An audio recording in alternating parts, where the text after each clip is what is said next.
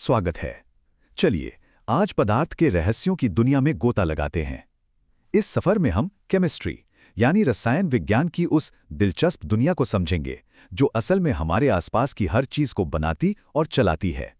तो हमने अपने इस सफर को 4 हिस्सों में बांटा है ताकि हर बात बिल्कुल साफ हो जाए। हम एक एक करके इन सब पर बात करेंगे।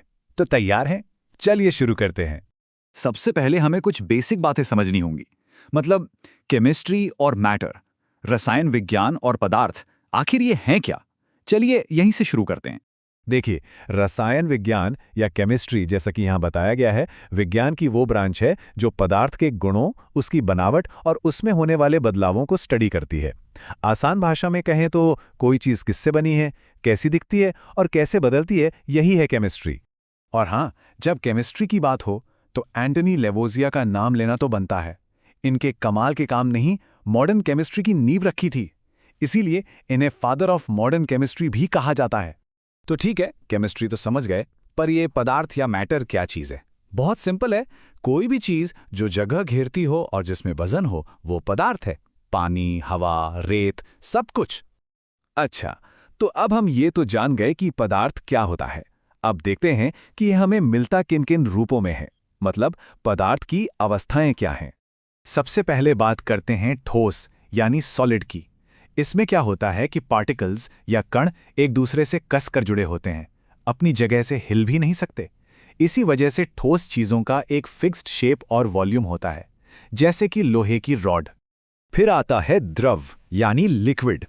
यहाँ कण एक दूसरे के करीब तो होते हैं, लेकिन उनमें थोड़ी आज़ादी होती है, वो एक दूसरे पर फिसल सकते हैं। यही वजह है कि पानी का अपना कोई शेप नहीं होता, वो बर्तन का आकार ले लेता है, पर हाँ, उसका वॉल्यूम फिक्स रहता है। और आखिर में है गैस। गैस में तो पार्टिकल्स एकदम आज़ाद होते हैं, खूब दूर दूर और इधर उधर भागते रहते हैं। इसीलिए गैस का ना तो कोई फिक्स्ड शेप होता है और ना ही कोई फिक्स्ड वॉल्यूम। ये जिस भी कंटेनर में हो उसे पूरा भर देती हैं। और सबसे दिलचस्प बात यह है कि पदार्थ एक ही अवस्था में फंसा नहीं रहता, ये अपनी अवस्था बदल सकता है। जैसे बर्फ पिघलकर पानी बन जाती है और पानी गर्म होकर भाप। ये सब तापमान और दबाव में बदलाव की वजह से होता है। तो ये तो हो गई फिजिकल स्टेट्स, ठोस, द्रव और गैस। पर पदार्थ को उसकी केमिकल बनावट के आधार पर भी बांटा जा सकता है। चलिए अब उसे समझते हैं। ये फ्लो चार्ट देखिए, कितना बढ़िया तरीके से समझा रहा है। फिजिकली तो हम जानते हैं सॉलिड, लिक्विड, गैस, पर केमिकली कोई भी पदार्थ या तो एक शुद्ध पदार्थ होता है या फिर एक मिश्रण। शुद्ध पदार्थ मतलब प्योर सब्सटेंस, इनकी बनावट फिक्स होती है। ये 2 तरह के हो सकते हैं।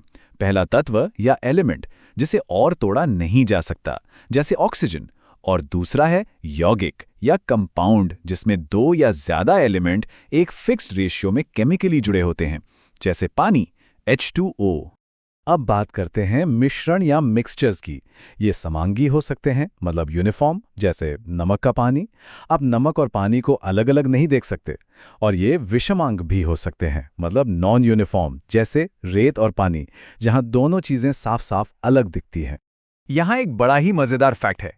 क्या कोई जानता है कि हमारी पृथ्वी की जो ऊपरी परत है यानी अर्थ्स क्रस्ट, उसमें सबसे ज्यादा कौन सा एलिमेंट पाया जाता है?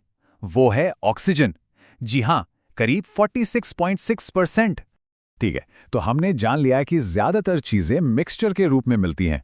तो अब सवाल ये उठता है कि इन मिक्सचर्स को उनके शुद्ध कंपोनेंट्स में अलग कैसे किया जाए, और यहीं पर सेपरेशन की कला सामने आती है। एक बहुत ही कॉमन तरीका है रवाकरण यानी क्रिस्टलाइजेशन। सोचिए कैसे पानी में घुली हुई चीनी से क्रिस्टल बनाए जाते हैं। ये तरीका किसी लिक्विड में घुले हुए सॉलिड को अलग करने के लिए एकदम परफेक्ट है।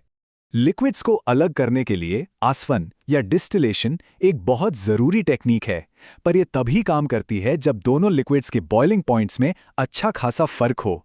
इसका प्रोसेस भी काफी आसान है। मिक्सचर को गर्म करो, जिसका बॉइलिंग पॉइंट कम है वो पहले भाप बन जाएगा। फिर उस भाप को ठंडा कर लो और वो वापस शुद्ध लिक्विड बन जाएगा, जिसे हम अलग इकट्ठा कर लेते हैं। लेकिन तब क्या करें जब लिक्विड्स के बॉइलिंग पॉइंट्स बहुत आसपास हों? उसके लिए एक ज्यादा एडवांस्ड प्रोसेस है, आंशिक आसवन या फ्रैक्शनल डिस्टिलेशन। ये बहुत जरूरी है क्योंकि इसी से तो क्रूड ऑयल को पेट्रोल और डीजल जैसी चीजों में बदला जाता है। क्रोमैटोग्राफी भी एक बहुत ही खूबसूरत तरीका है। जैसे काली स्याही असल में कई रंगों का मिक्सचर होती है, ये तकनीक उन सभी रंगों को अलग कर सकती है। इसमें कंपोनेंट्स को उनकी अलग अलग स्पीड के आधार पर सेपरेट किया जाता है। आखिर में बात करते हैं ऊर्ध्वपातन यानी सब्लिमेशन की। ये एक बहुत ही खास प्रोसेस है। कुछ सॉलिड्स ऐसे होते हैं जैसे कपूर, जो गर्म करने पर लिक्विड बने बिना सीधे गैस बन जाते हैं। इस खूबी का इस्तेमाल करके उन्हें बाकी सॉलिड से आसानी से अलग किया जा सकता है। तो देखा, ये सारे सेपरेशन मेथड्स कितने जरूरी हैं। हमारे ग्रह के संसाधनों को शुद्ध करने से लेकर जीवन बचाने वाली दवाएं बनाने तक हर जगह इनका इस्तेमाल होता है। ये हमें एक सवाल के साथ छोड़ जाता है कि भविष्य में हम कौन सी नई तकनीकें विकसित कर सकते हैं।